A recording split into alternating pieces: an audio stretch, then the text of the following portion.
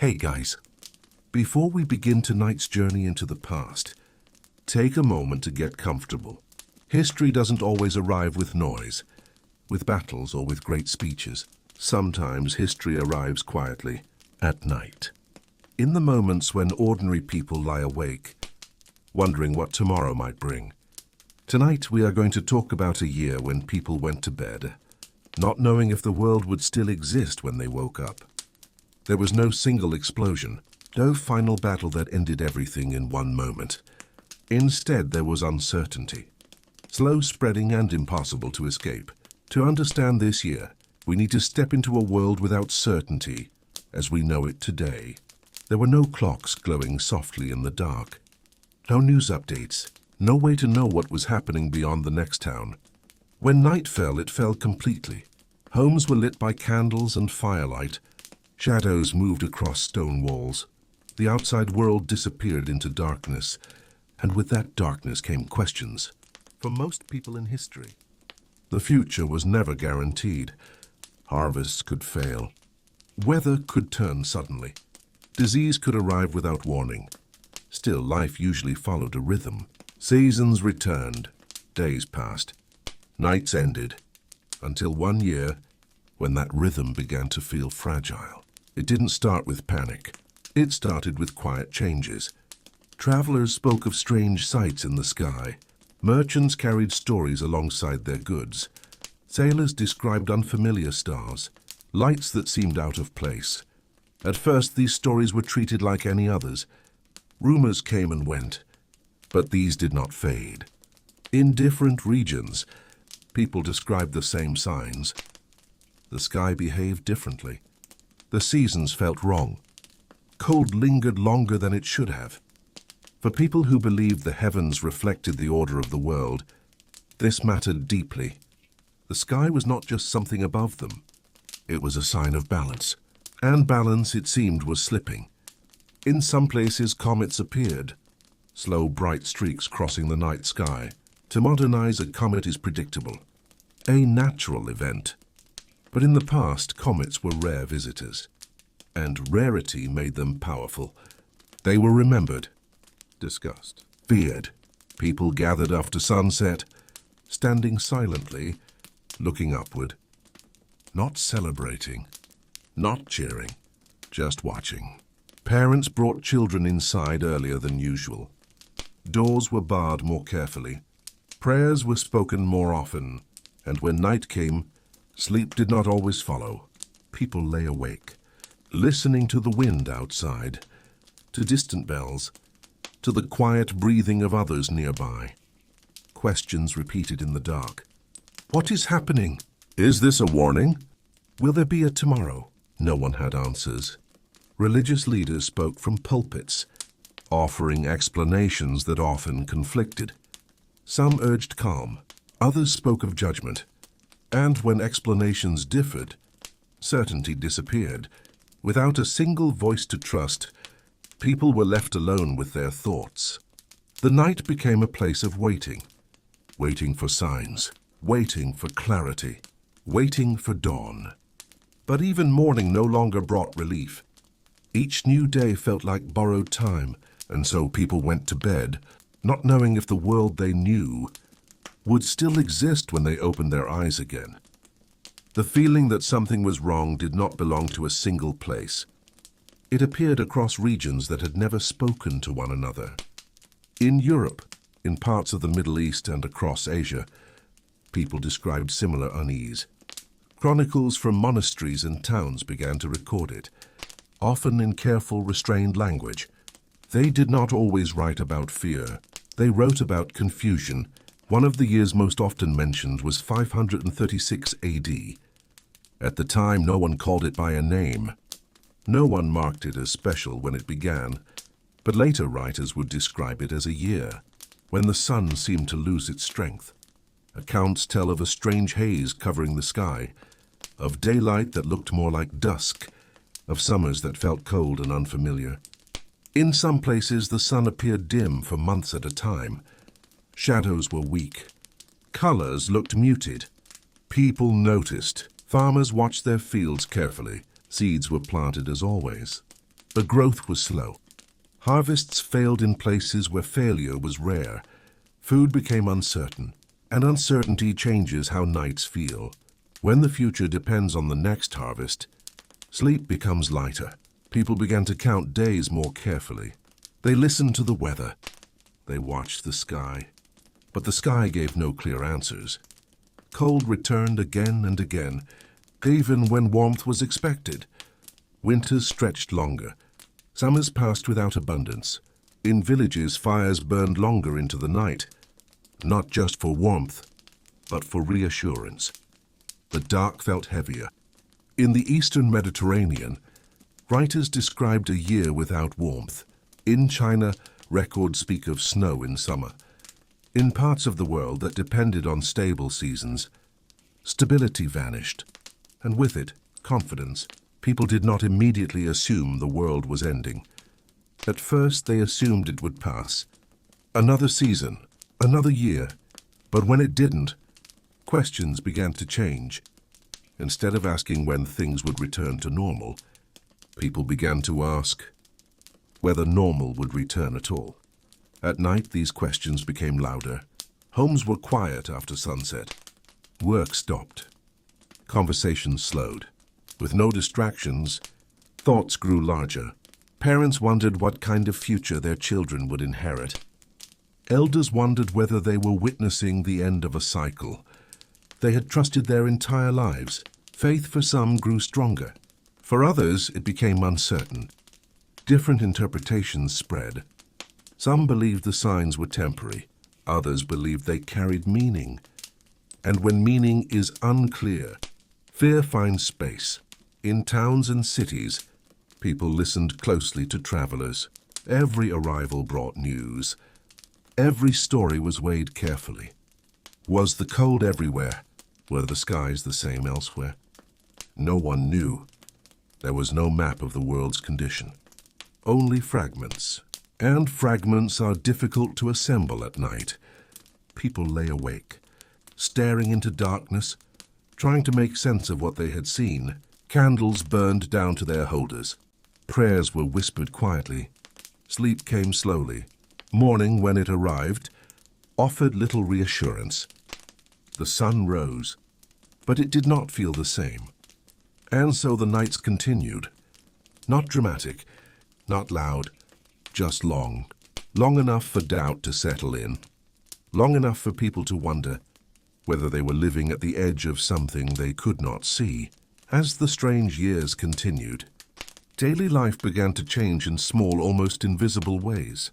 There were no sudden collapses, no moment when everything stopped. Instead, routines slowly adjusted. Meals became simpler. Portions were smaller. Foods that once appeared regularly became rare. People learned to stretch what they had. Grain was mixed with whatever could be found. Roots, herbs, and unfamiliar plants appeared on tables. Nothing about this felt dramatic at first. It felt cautious. In rural areas, families worked fields that gave little in return. They returned home tired, not from labor alone, but from uncertainty. In towns, markets grew quieter. Fewer goods changed hands. Conversations lingered longer than usual. People asked the same questions again and again. Has it improved elsewhere? Has anyone heard different news? Most answers were vague. Religious life took on a different tone. Churches, temples, and gathering places filled more often at night, not always with sermons, sometimes just with presence. Candles burned late. Voices stayed low. Some prayed for relief. Others simply sat in silence. Faith during these years was not always confident. Often it was cautious. In written records, monks and chroniclers described these nights carefully. They avoided strong language. They avoided certainty. Instead, they wrote of unusual times, of years without warmth, of signs that could not be explained. The absence of explanation mattered. Without clear cause, every possibility remained open. And open possibilities are difficult to carry at night. Children sensed the change, even if they did not understand it. They noticed earlier bedtimes, quieter evenings, the way adults spoke less freely after sunset. Stories once told for comfort were replaced by silence.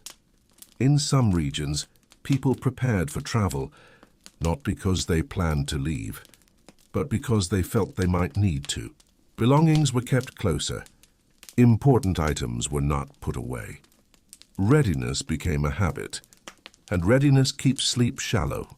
Outside, the environment remained unpredictable. Fog lingered longer than expected. Skies stayed dull. Days passed without clarity. At night, people returned to the same thoughts. Is this temporary, or is this the beginning of something else? There were no answers in the dark, only waiting for warmth, waiting for the sky to change, waiting for signs that things would return to what they once were. Some nights passed quietly, others felt heavy without reason, and still life continued. Children were born. People grew older. Work resumed each morning. But underneath it all, a question remained. How long can this last? People went to bed each night without knowing whether the next day would bring relief or more of the same uncertainty. And so they learned to live with the possibility that tomorrow might be different in ways they could not predict. As uncertainty became part of daily life, people began searching for explanations wherever they could find them. In a world without shared information, answers were shaped by distance. A village might believe one thing, while the next town believed something entirely different. Rumors moved slowly, but once they arrived, they stayed. Some said the cold came from distant lands, from events no one had witnessed directly. Others believed the sky itself had changed, that something had shifted beyond human reach. Travelers carried stories that grew larger with each telling. A dim sun became a failing sun. A long winter became an endless one. And once these stories entered the night, they were difficult to quiet. People lay awake, replaying what they had heard, wondering which version might be true. In some regions, leaders attempted reassurance. They spoke of patience, of endurance, of trusting that time would restore balance. In other places, authority itself seemed uncertain. When those in power did not have answers, their words carried less weight. This did not lead to immediate unrest. It led to stillness. People waited. In cities, nights felt different than before. Fewer lights burned in windows. Streets emptied earlier. The sounds of evening changed. Less laughter, more quiet movement. People conserved energy. They conserved resources. They conserved hope. In the countryside, families gathered closer together after dark. Doors were shut firmly. Fires were kept low but steady. The night became a time of listening. Listening for weather. Listening for distant movement. Listening for signs that something might change. Some people began to mark time differently, not by months or seasons, but by what was missing. The year without warmth. The harvest that never came. The winter that lingered. These phrases appeared in records later, but at the time, they were simply felt. In monasteries and centers of learning, writers struggled to describe what they saw. They wrote carefully, aware that words carried weight. They avoided conclusions. They avoided certainty. Instead, they recorded observations. The sun did not shine as before. The cold returned unexpectedly. The people endured. This restraint is important. It shows that even then, people did not rush to declare the end. They waited. But waiting, night after night, changes how the world feels. Sleep became lighter. Dreams became less memorable. Mornings arrived without relief. And still no clear answer emerged. In some places, conditions slowly improved. In others, they worsened. The unevenness made understanding harder. If one town recovered while another suffered, what did that mean? No one could explain it. And so each night carried the same quiet question. Is this passing? Or is this the beginning of something that will not pass at all? That question followed people into sleep, or kept them awake beside fading candlelight. The strange years did not end with an announcement. There was no clear moment when people knew it was over. Instead, the uncertainty loosened slowly.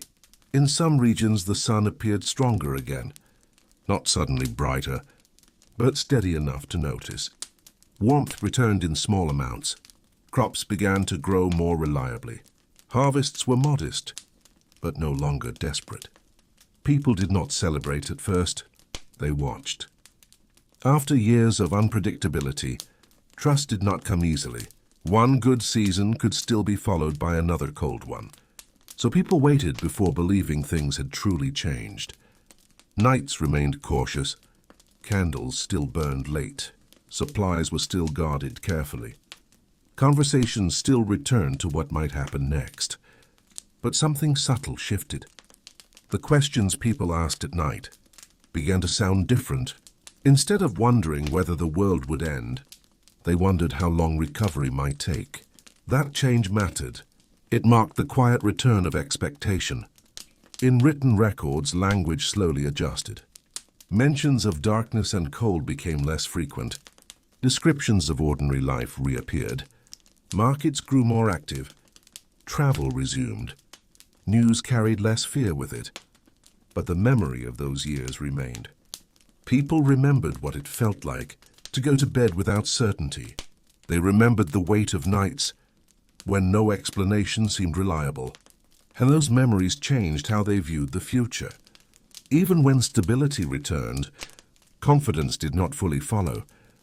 People prepared more carefully. They stored more. They trusted less in guarantees. In this way, the strange years left their mark, without leaving ruins behind. They shaped habits. They shaped expectations.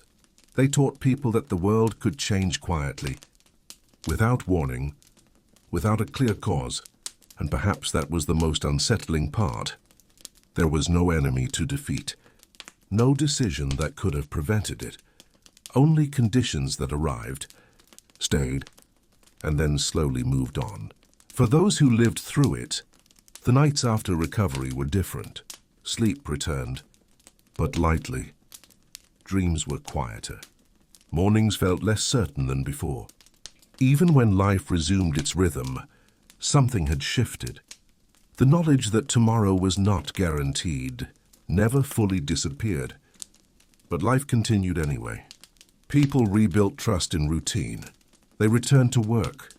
They raised families. They planned again. And slowly, the memory of those nights faded into history. Not as a moment of panic, but as a time of waiting. A time when people lay awake in the dark, not knowing what the next day would bring, and learning quietly to live with that uncertainty. What makes these years especially difficult to understand is that they were not the same everywhere. In some regions, life recovered sooner. In others, the uncertainty lingered. This unevenness shaped how people remembered the time. In Northern Europe, the cold remained a frequent visitor. Short summers meant fields produced little. Communities that relied on grain felt the pressure first. Food shortages did not always lead to famine, but they changed priorities. People learned which crops survived colder seasons. They adjusted planting times. They relied more on stored supplies. These changes happened quietly, often without written record, but they shaped daily life for years. In the Mediterranean, where warmth was more reliable, the effects were different. Trade slowed, not because ports closed, but because fewer goods were available. Ships still sailed, but they carried less. Merchants noticed patterns they could not explain. Certain routes became unpredictable. Certain goods vanished for long periods. Markets adapted. Prices shifted. Availability changed. People learned to live with inconsistency. Further east in parts of Asia, official records described years of unusual weather. Snow appeared where it was not expected. Floods followed droughts. The normal balance of seasons felt disrupted. Administrators recorded these events carefully, not as omens, but as problems without solutions. Their concern was practical. How do you plan when the past no longer predicts the future? For people at every level of society, this question mattered. Leaders struggled to respond. Without knowing the cause, policies were cautious. Decisions were delayed. Better to wait than to act on assumptions. This caution filtered downward. Communities hesitated to commit resources. Families hesitated to expand.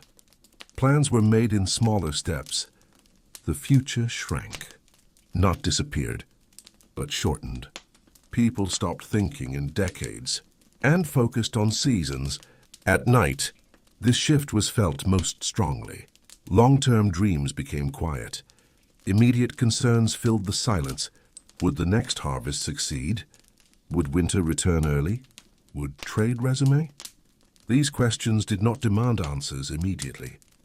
They simply existed, and existence alone was enough to disturb sleep.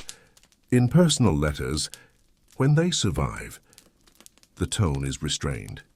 Writers did not dramatize their lives. They described them carefully.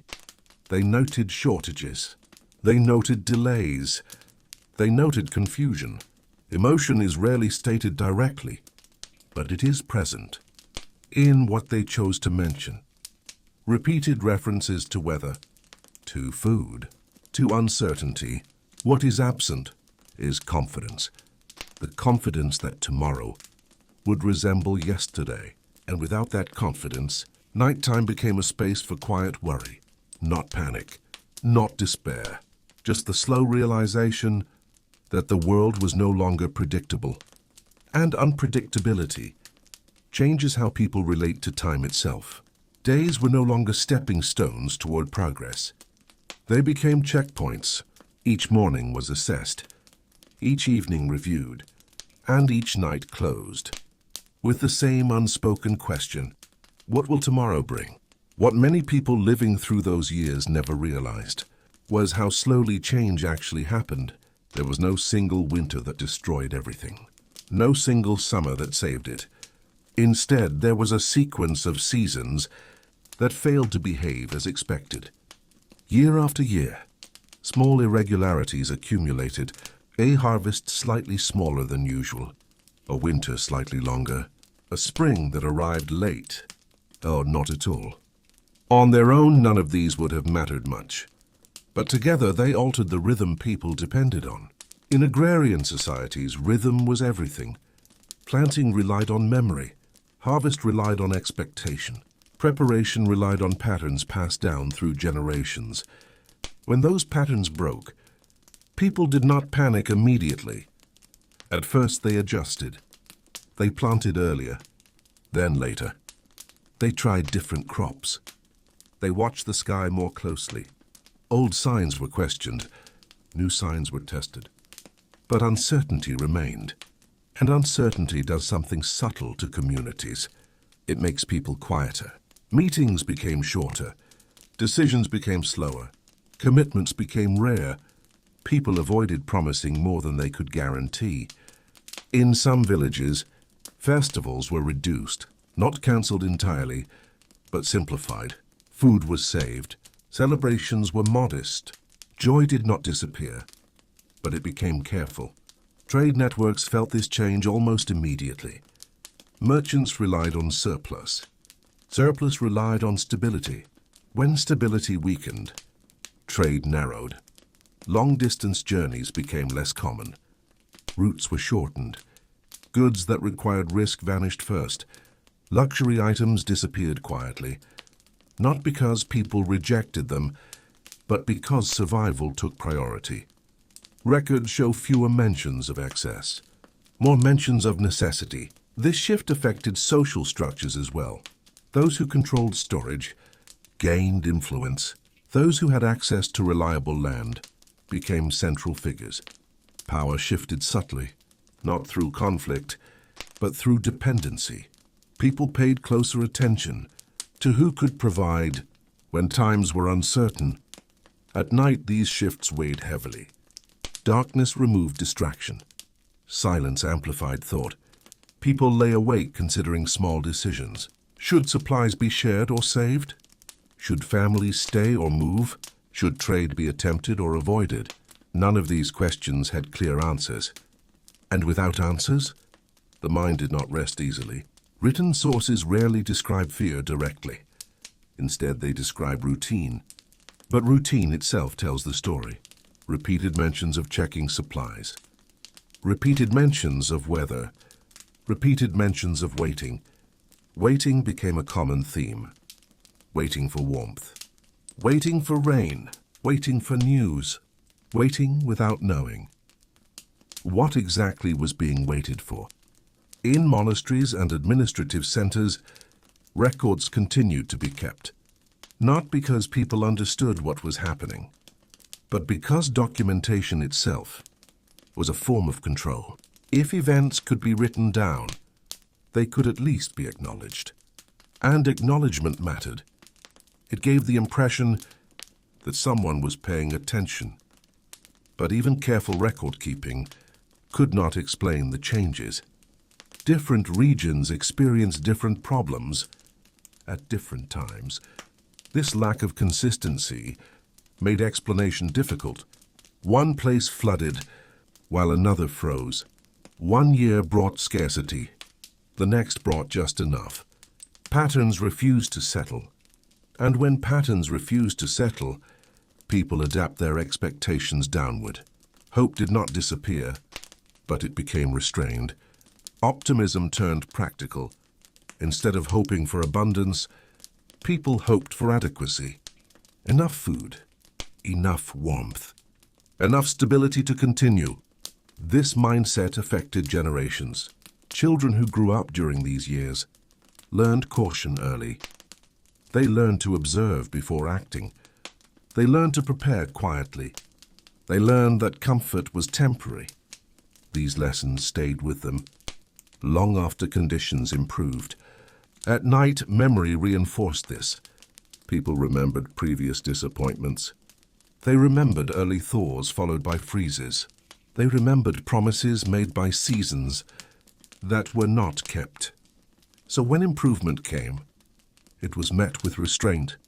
People waited before believing. They watched before celebrating. Trust in the future returned slowly. Even when harvests improved, storage remained a priority. Even when trade resumed, risk was calculated carefully. The strange years had taught restraint. They had taught patience. And they had taught that the world could change without explanation.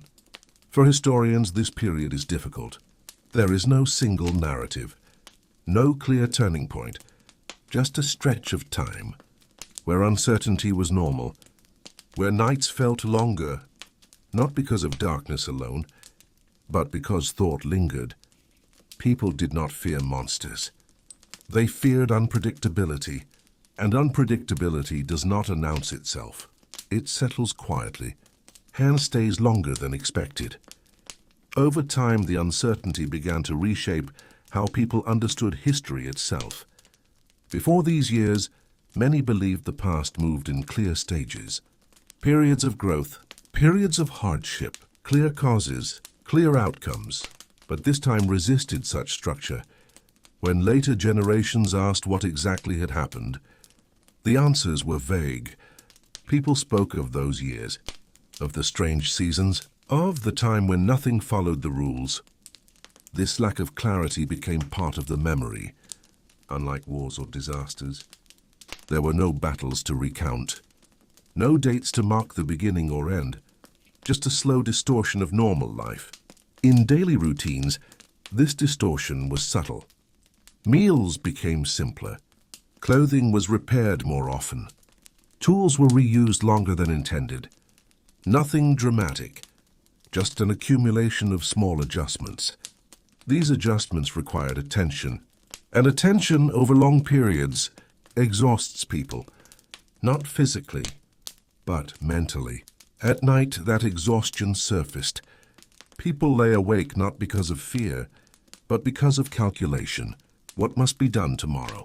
What can be postponed? What can be spared? These questions cycled quietly. Sleep came later. Waking came earlier. Rest became lighter. This pattern repeated across regions, despite differences in climate and culture. The details changed, but the experience remained similar.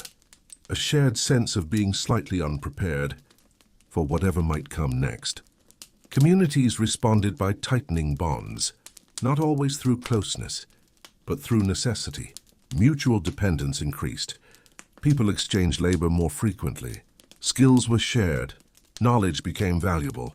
Those who remembered older methods gained importance.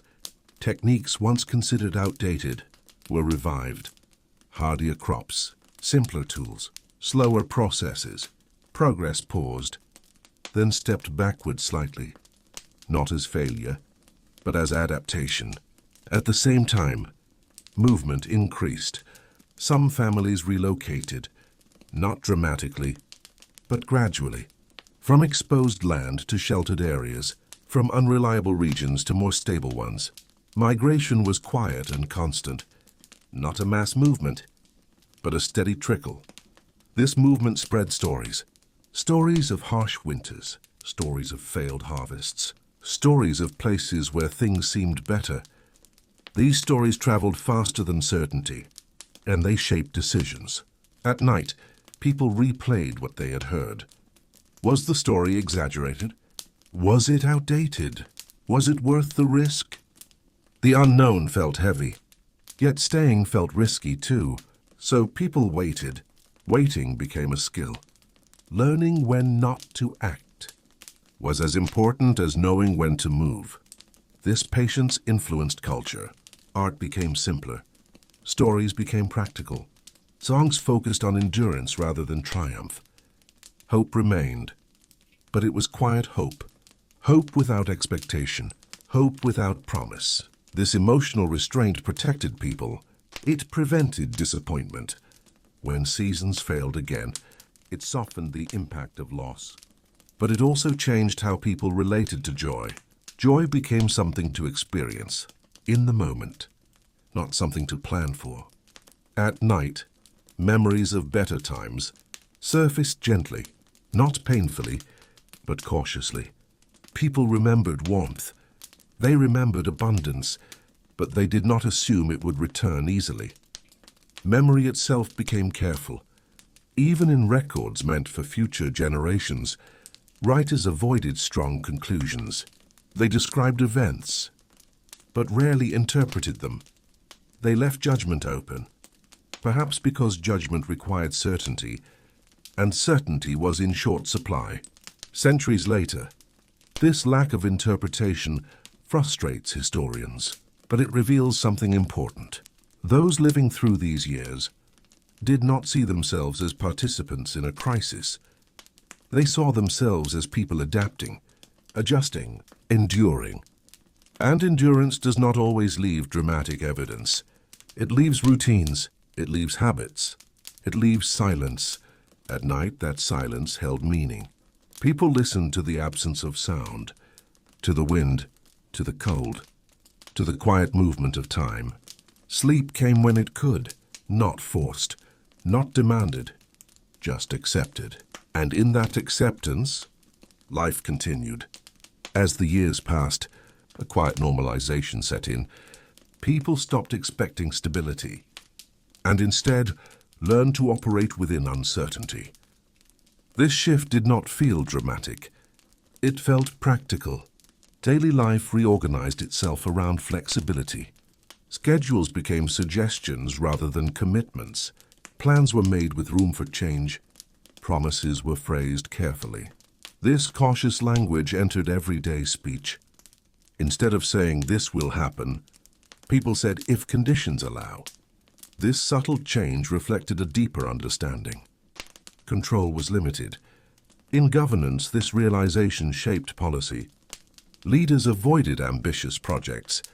Large constructions were postponed. Resources were conserved. Infrastructure was maintained, not expanded. The goal was preservation, not progress. This approach reduced risk. It also slowed development. But in uncertain times, slowness felt safer. Night after night, this collective caution influenced personal thought. People reviewed their days with a sense of restraint. What went right was acknowledged quietly. What went wrong was noted without surprise. Expectation itself had been adjusted. Children born during this period absorbed this mindset without question. They grew up understanding that conditions could change, that preparation mattered, that excess was temporary. Their education reflected this. Skills related to self-sufficiency were emphasized. Practical knowledge gained importance.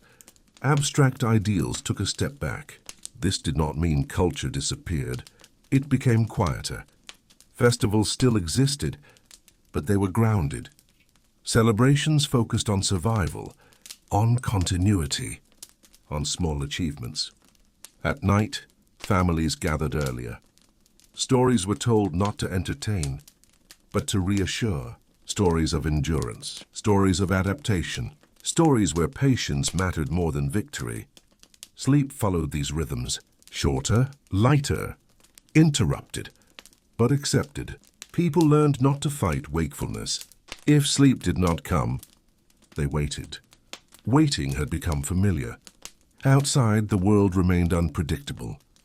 Weather patterns improved in some places, declined in others. The inconsistency persisted long enough to become the new normal. And once uncertainty becomes normal, it loses some of its power. Fear gives way to awareness. People no longer asked why things changed. They asked how to respond. This question guided behavior. At night, the mind no longer searched for causes. It prepared for possibilities. This mental shift reduced distress, not by solving the problem, but by accepting its nature.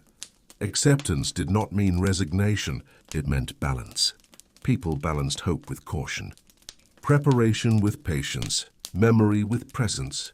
The past was remembered, but not clung to. The future was anticipated, but not assumed. In this space between certainty and fear, life stabilized, not in the old way, in a new one. As stability slowly redefined itself, people adjusted not only their routines, but their sense of time. Time no longer felt like a line moving forward. It felt layered. The past was close. The future felt distant. The present demanded attention. This perception influenced how people moved through their days. Mornings were approached carefully. People checked the sky before committing to work. They listened to the wind. They noticed small signs. These habits became automatic. At night, reflection replaced planning. Instead of imagining far-off goals, people reviewed what had already happened, what had worked, what had failed, what could be repeated. This nightly review became part of sleep itself. Rest was no longer a clean break from the day. It was an extension of awareness. People drifted in and out of sleep, their thoughts moving gently between memory and anticipation. This lighter sleep was not always comfortable, but it was adaptive. It allowed quicker response if conditions changed. It reduced shock when plans failed. The body adjusted alongside the mind. Energy was conserved. Movement became efficient. Waste was avoided. Even gestures changed. People spoke more softly. They moved more deliberately. Nothing was rushed. Rushing assumed certainty. Certainty was rare. In towns, nighttime sounds shifted. Workshops closed earlier. Public spaces emptied sooner. Silence arrived gradually, not suddenly, but predictably. The night became a shared pause, a time when activity stopped and awareness remained. People did not fear the dark. They respected it. Darkness became a signal to slow down. Candles were used sparingly. Firewood was measured. Light itself was treated as a resource. This scarcity shaped perception. Shadows felt deeper. Rooms felt smaller. Thoughts felt closer, but familiarity softened the effect. The night was no longer unknown. It was routine. Routine brought a form of calm. Not peace, but steadiness. In this steadiness, people learned to endure without strain. They accepted incomplete answers. They accepted delayed outcomes. This acceptance reduced inner conflict. Instead of fighting uncertainty, they moved alongside it. Generations who lived only part of their lives in these conditions noticed the contrast more strongly. Older people remembered stability clearly. They compared. Younger people knew only adjustment. They did not compare. For them, this world was normal. Their understanding of security was different. Security meant readiness, not abundance. Security meant knowing how to respond, not expecting comfort. This generational shift altered communities quietly. Leadership became more cautious. Authority relied on reliability rather than ambition. Those who promised little and delivered consistently earned trust. Those who spoke confidently without evidence lost influence. This change was subtle but lasting. It affected how decisions were made long after conditions improved. Even when the climate steadied, the mindset remained. People continued to prepare, continued to store, continued to pause before acting. The memory of unpredictability stayed embedded. At night it surfaced gently, not as fear, but as awareness, a quiet understanding that tomorrow was not guaranteed to behave as expected. And that understanding no longer disturbed sleep. It had become familiar. As the rhythm of uncertainty settled deeper into daily life, people began to notice how silence itself changed. Silence was no longer empty. It felt occupied. During the day, silence meant concentration. At night, it meant awareness. People became familiar with the small sounds that filled the dark. The shifting of wood as temperatures changed. The distant movement of animals, the quiet breath of others nearby. These sounds were not disturbing. They were grounding. They reminded people that life continued, even when nothing obvious was happening. Sleep adapted to this environment. Rather than falling into deep, uninterrupted rest, many people rested in phases. Short periods of sleep, moments of wakefulness, then sleep again. This pattern was not discussed. It was simply lived. There were no words for it, only experience. The mind learned to remain calm without complete rest. The body learned to recover in pieces. This flexibility became another form of resilience. In households, nighttime roles shifted slightly. One person might stay awake a little longer. Another might rise earlier, not out of fear, but habit. Someone was always half aware. This presence provided reassurance, not active protection, but continuity. The night was not a threat. It was a shared state. As years passed, this shared experience shaped social bonds.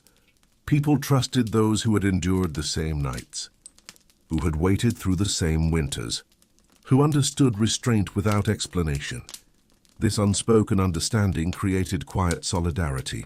Words were not needed. Memory carried the connection. When conditions slowly improved in certain regions, people noticed the change cautiously. They did not announce it. They observed it. Warmer nights, more consistent light, longer evenings outdoors. These changes were registered privately. Celebration felt premature. Experience had taught patience. Even improvements were treated gently, as if they might vanish if acknowledged too loudly. This restraint did not dampen life. It stabilized it. Hope was allowed, but only in manageable amounts.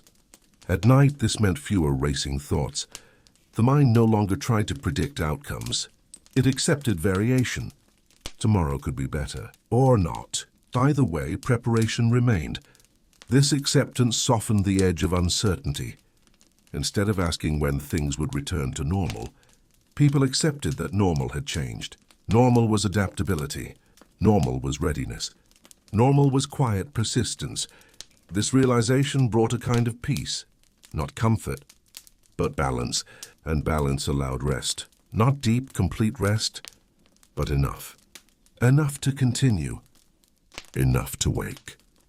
enough to endure another day, without exhaustion overwhelming purpose. Over time, the memory of these years began to separate from the experience itself. While living through them, people focused on daily survival.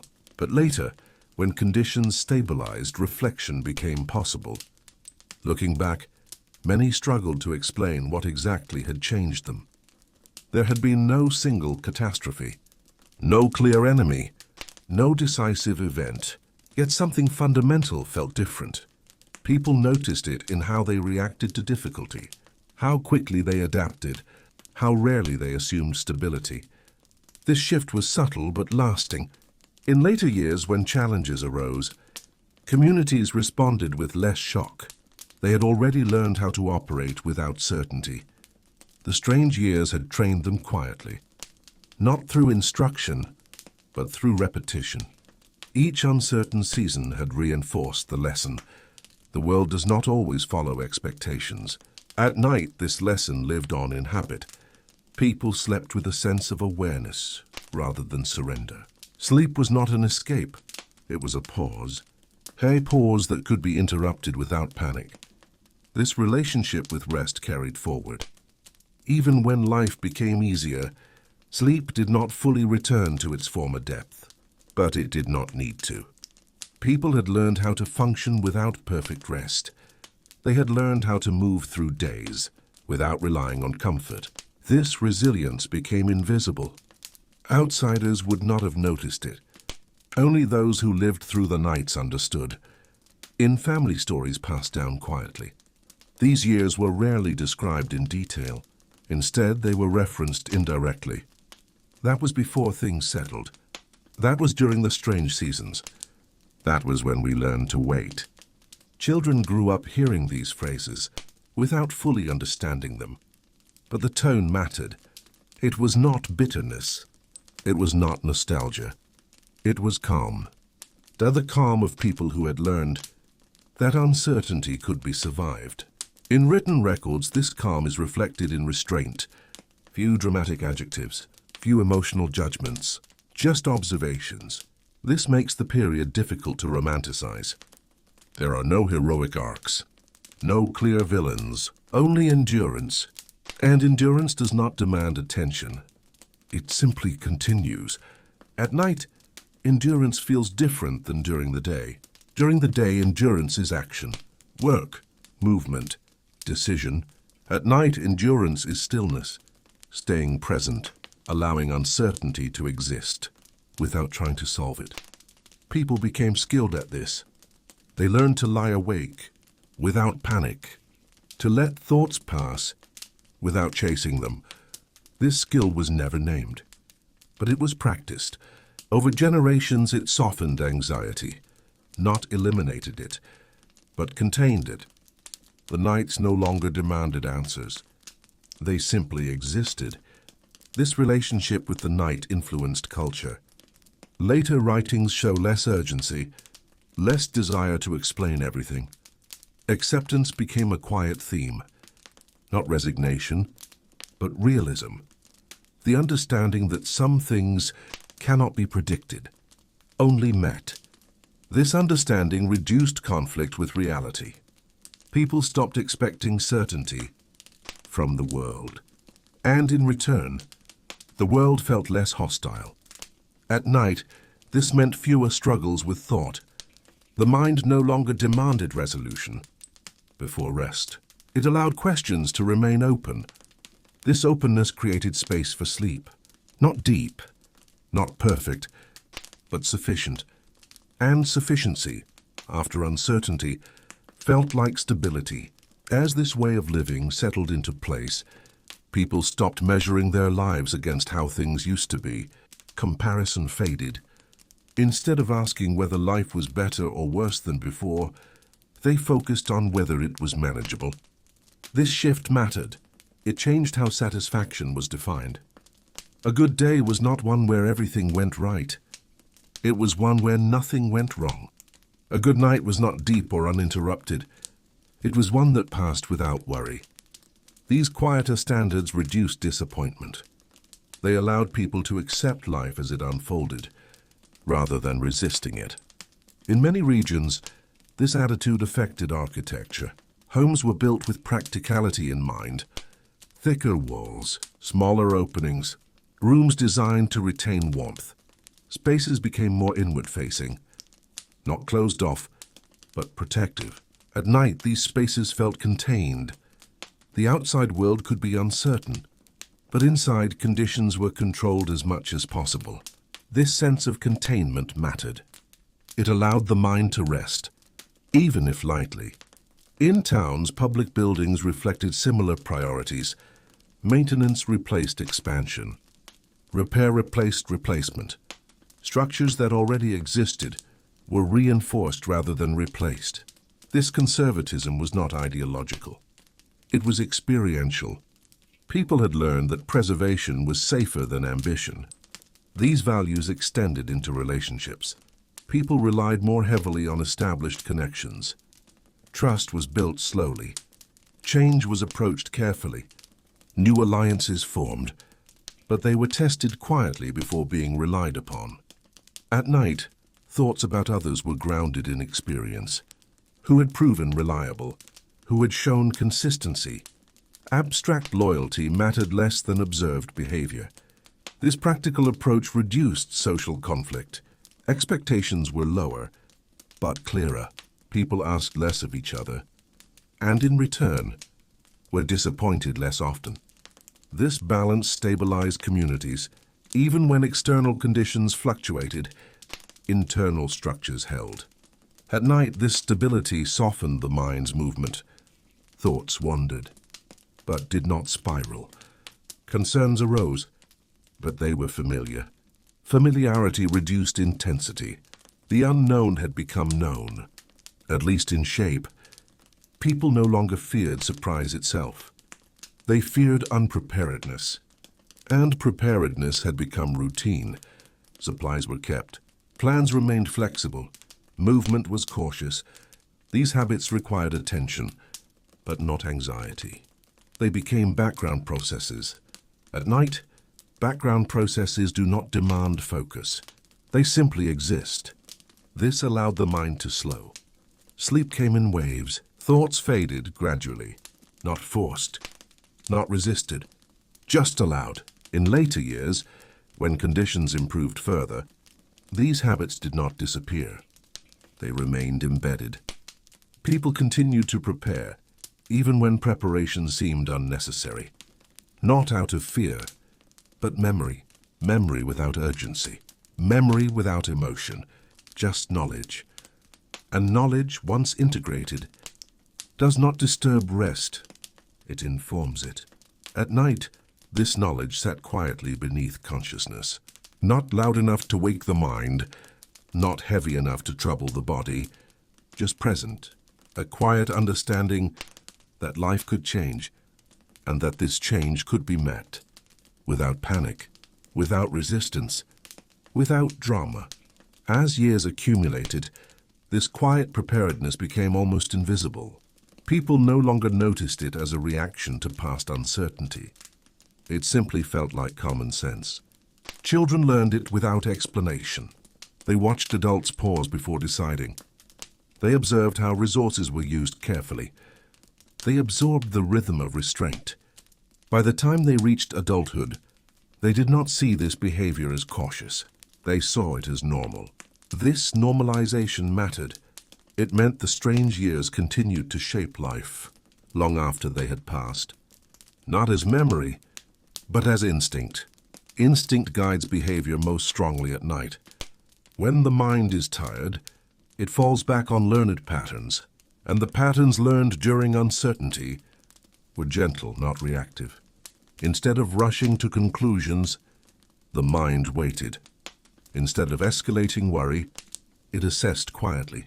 This reduced nighttime restlessness. Thoughts arose, but they did not demand immediate action. People learned that not every question required an answer before morning.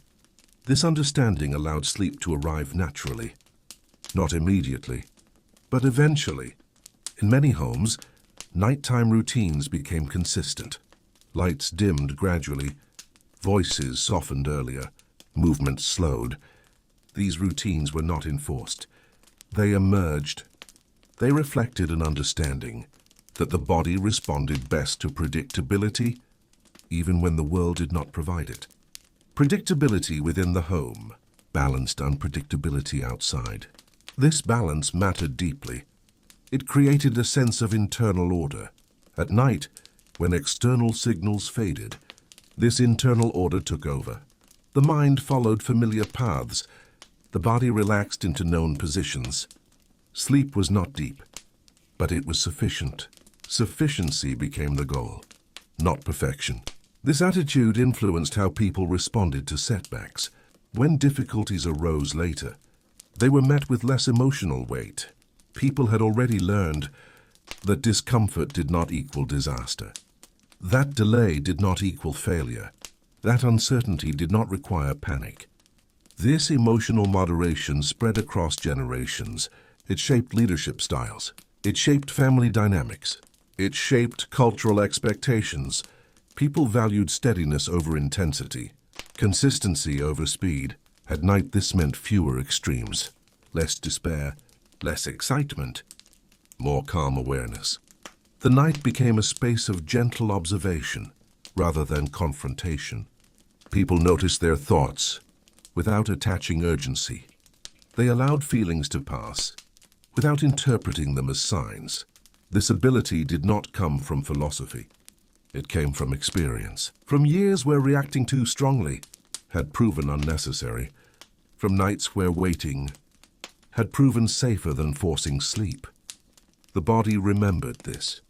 Even long after the original conditions had faded, the body continued to respond with patience. Heart rate slowed naturally. Breathing deepened gradually. Sleep arrived when it was ready. And if it did not, wakefulness was no longer feared. It was simply another state, another quiet moment. In a life shaped by adaptation, as this long period of adjustment became further embedded, people stopped framing their lives around improvement. Progress was no longer the central idea. Instead, continuity mattered. Continuity meant waking up and finding that the world still functioned, that familiar structures remained, that routines held. This sense of continuity was deeply reassuring. Even when circumstances were imperfect, the fact that they were recognizable brought calm. At night, this recognition eased the mind. Familiar sounds, familiar spaces, familiar rhythms. The brain responded to familiarity with relaxation, not because everything was safe, but because it was known. Known conditions require less vigilance. Vigilance had once been necessary. Now it could soften. People learned to differentiate between real threats and mere uncertainty. Uncertainty no longer triggered alarm. It triggered preparation. This distinction mattered. It prevented emotional exhaustion. At night, the mind no longer treated every unknown as something that needed resolution. Thoughts could remain unfinished. Questions could remain open. This openness created mental space. Sleep entered that space gently, sometimes slowly, sometimes unevenly, but without struggle. In households, nighttime conversations reflected this change. Less speculation, less fear-driven talk, more quiet presence. People shared space without needing to fill silence. Silence became comfortable. This comfort was learned, not inherited. It developed through repeated nights, where silence did not lead to danger. Over time, silence became associated with rest. Even when worries arose, they were framed within context. A bad season did not mean collapse. A delay did not mean failure. Experience had taught proportion. This proportional thinking was especially visible at night. The mind reviewed concerns, but measured them against history. History provided reassurance, not because it promised safety, but because it showed survival. People had endured before. They would endure again. This quiet confidence replaced earlier tension. Not optimism, not denial, just grounded expectation. As a result, nights grew calmer, not empty, but steady. The mind wandered less sharply. Thoughts softened sooner. Sleep arrived more naturally. And when it did not, wakefulness was tolerated. Toleration removed pressure. Pressure had once been the enemy of rest. Now its absence allowed rest to occur. This relationship between acceptance and sleep became one of the lasting outcomes of those years.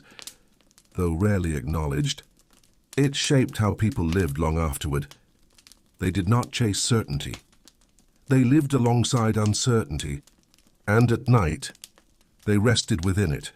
And so over time the nights grew quieter again, not because every question was answered, but because fewer questions demanded answers. People learned that rest did not require certainty, only familiarity, only acceptance. The world remained imperfect, unpredictable at times, but it was no longer overwhelming.